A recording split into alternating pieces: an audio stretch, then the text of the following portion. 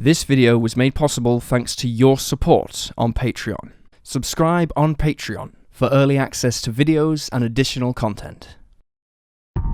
The decade of the 2010s held some of recent history's most notable events: the horrific earthquake in Haiti, the divisive US presidential campaign of 2016, and the explosion of the Me Too movement.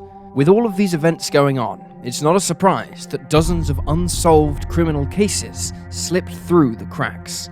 In today's episode, we aim to bring these unsolved mysteries to your attention as we explore 3 horrific unsolved cases from the 2010s.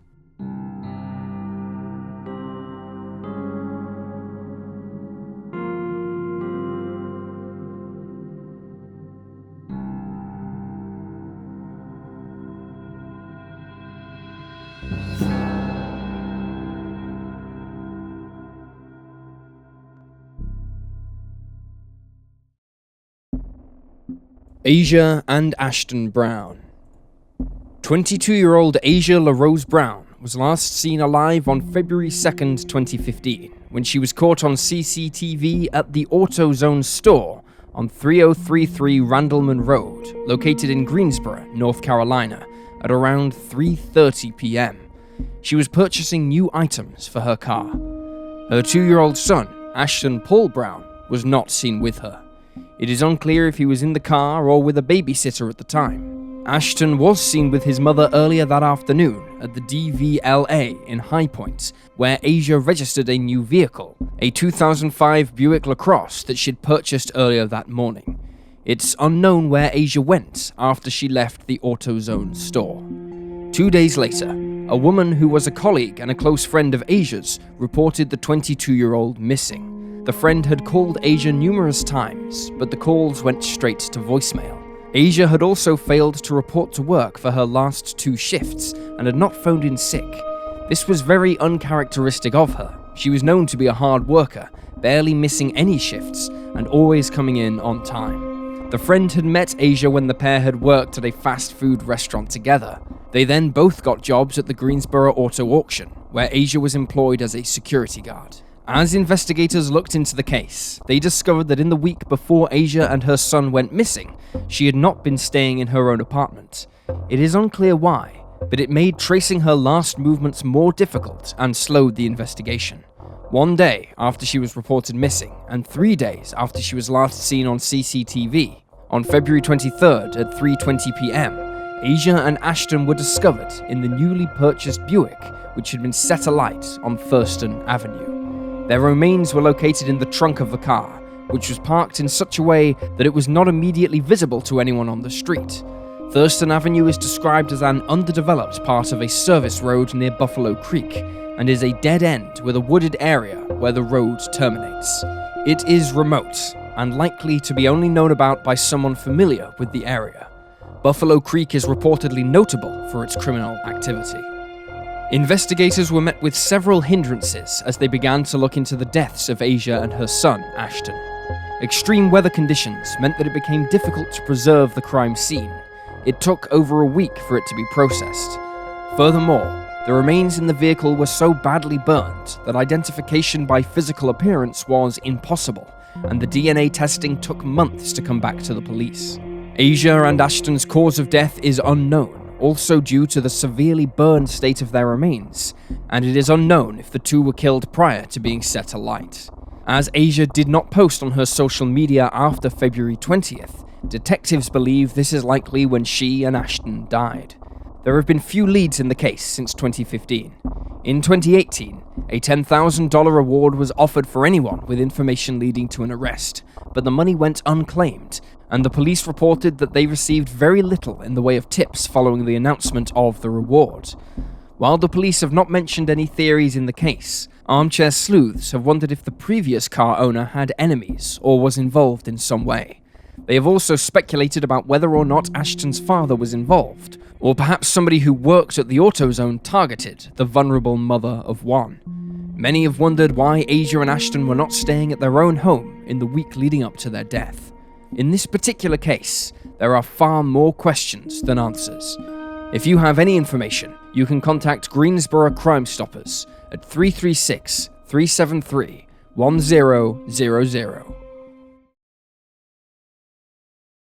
Zaden McKnight.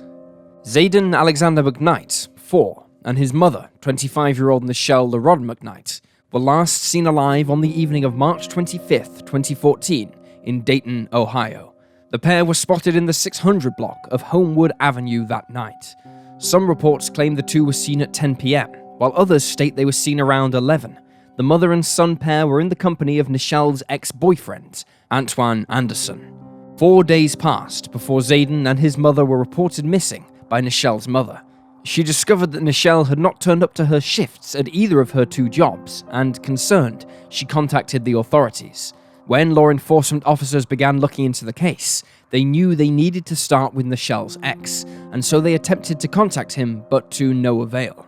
Anderson had active warrants out for his arrest, and authorities tried to pull him over at a traffic stop, but he fled from the car and ran into a nearby wooded area.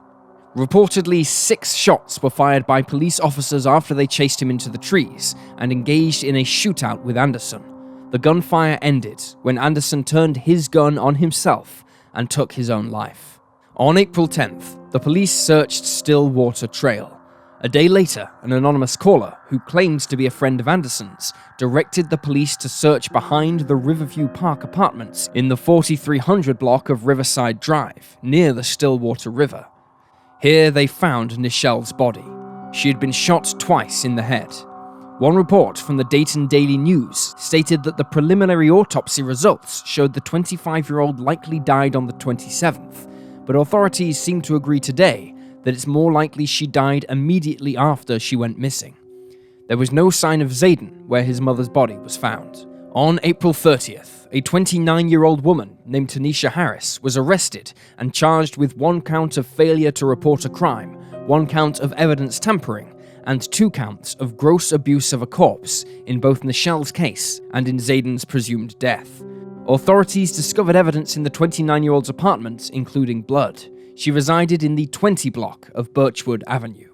Investigators believed that the blood indicates both Nichelle and Zaden died there. Also in the home, detectives discovered the shoes Nichelle was last seen wearing, along with her bank cards, driver's license, and social security cards for both her and her son. Harris had also dated Anderson and had reportedly used Nichelle's bank cards without her permission shortly before she vanished.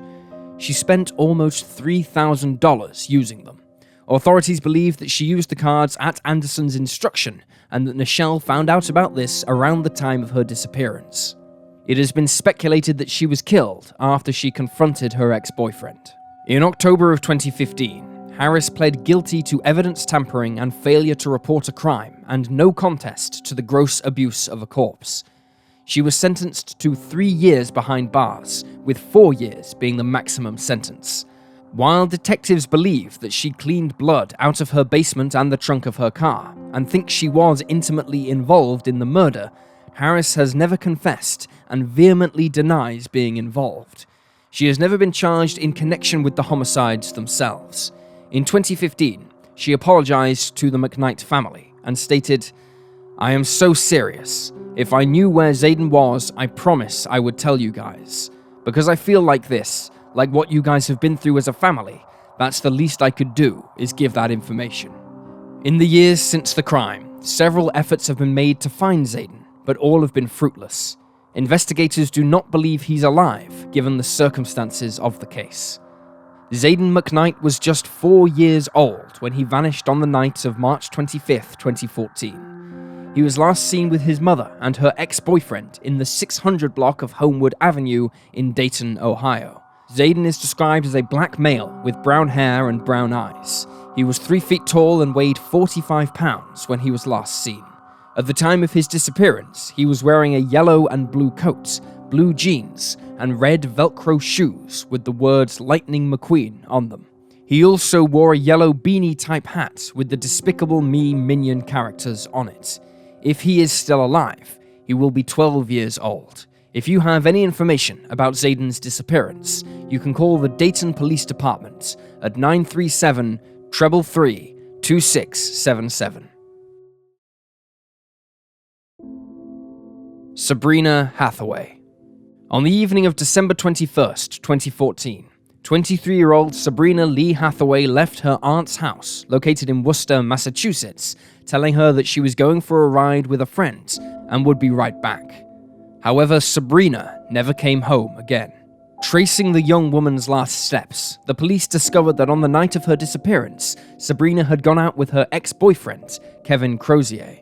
The couple had previously lived together in Crozier's grandmother's house at 11 Dixfield Road, but Sabrina had moved out on December 13th. According to Crozier, the couple went to a friend's house on the night of the 21st and got drunk. A friend drove them back to the Dixfield residence where they went inside. Crozier then passed out, and when he awoke, Sabrina was gone. He later told the media, "When I woke up in the morning, she was gone. This has happened before. She took off, I went to church. When I came home, I called her, Facebook messaged her, called her aunt and mum, called her friends. No one had seen her, but this has happened before." Sabrina's life had not been an easy one. Her father died young, and her mother Brenda was involved with drugs and prostitution. Over the course of her life, Brenda had been in the state correctional systems 13 times, for as long as a year and as little as a day. She was brought in for charges such as shoplifting, larceny, drugs, prostitution, and giving a false name. During her childhood, Brenda had been exposed to domestic abuse and had become involved with violent men as an adult. Her daughter Sabrina ended up carrying on the cycle of abuse. While Sabrina's siblings were adopted, she was raised by relatives. In one particular home, she was sexually abused at the age of 7. At age 14, she became pregnant by a classmate and gave birth at 15. She became a mother again at 19. Her children are still being cared for by relatives. According to Brenda, the pair often argued, but it was uncharacteristic for Sabrina to leave without warning and not keep in touch with the family. Relatives added that she never missed her children's birthdays or other special events. At the time of Sabrina's disappearance, Brenda stated that she was trying tough love with her daughter. On January 1st, 2015, the Dixfield Road residence was set alight and burned down. Firemen on the scene reported that there were no bodies inside the home. A few months later, in March, Crozier and 2 other men, Scott T. Fallon and Lionel Bermudez, were charged with arson in connection with the fire. Authorities believe the trio decided to burn down the property for insurance, which was valued at $134,000. However, it wasn't actually insured. Fallon and Bermudez already had criminal records for drug offenses, and Crozier, by all accounts, is no saint. He had previously spent time in jail for robbing and beating an elderly man. According to Sabrina's friends and family, he was abusive toward her. Brenda recalled that over the summer, her daughter had 2 black eyes. The 23-year-old's relatives attempted to break up the relationship, but every time, Crozier would coax Sabrina back to him, and the abuse would start again. Still, he maintains his innocence. In March of 2017, Fallon and Bermudez pled guilty to arson and conspiracy. Crozier was also convicted, and all 3 were sent to prison, although they have since been released. In April of 2021, Crozier was shot during a street fight, and whether he would recover was unknown at the time. It is unclear what became of him after this, but we didn't find any obituaries or reports of death during our research. Sabrina's family believe Crozier knows what became to the mother of 2. They noted that he never reached out to them following her disappearance. Crozier's family, however, don't believe he was involved in Sabrina's case. At the time of her disappearance, Sabrina was receiving Social Security disability benefits. However, the funds have not been touched since she went missing. Phone calls to her mobile go straight to voicemail, and loved ones have noted that she has grown up in Worcester and doesn't know anybody outside the city. When speaking with the media, her mother has often expressed her fear that her daughter is dead. In May of 2017, local newspapers reported that Brenda, 43, had been found unresponsive outside of her apartment. What had started out as a loud argument between her and her live-in boyfriend, Joseph Kanadik, 51, spilt out onto the streets, where the fight became physical. Neighbors reported that Kanadik hit Brenda, knocking her to the ground. He then hit her 3 more times before stomping on her. According to another neighbor, he was seen holding a hammer at one point. Brenda was declared dead by the time she reached the hospital. Her boyfriend was charged with aggravated assault and battery and sentenced to 7 to 10 years behind bars. Sabrina's case continues to go unsolved. She was 23 when she was last seen on December 21st, 2014 in Worcester, Massachusetts. She is described as a white woman with brown hair and brown eyes. She is between 5'2" and 5'4", and when last seen, weighed around 110 to 130 pounds. She suffers from bipolar disorder and is classified as disabled. She has a tattoo of the name Julisa with angel wings on her chest. She may use the nicknames Bina and Bina. If you have any information about Sabrina's disappearance, you can contact the Worcester Police Department at 508-799-8651. And there you have the facts. Please leave a comment down below with your own theories and speculations, and remember to like and subscribe to support the channel. Thank you for watching. Stay alert, stay safe, and I'll see you next time.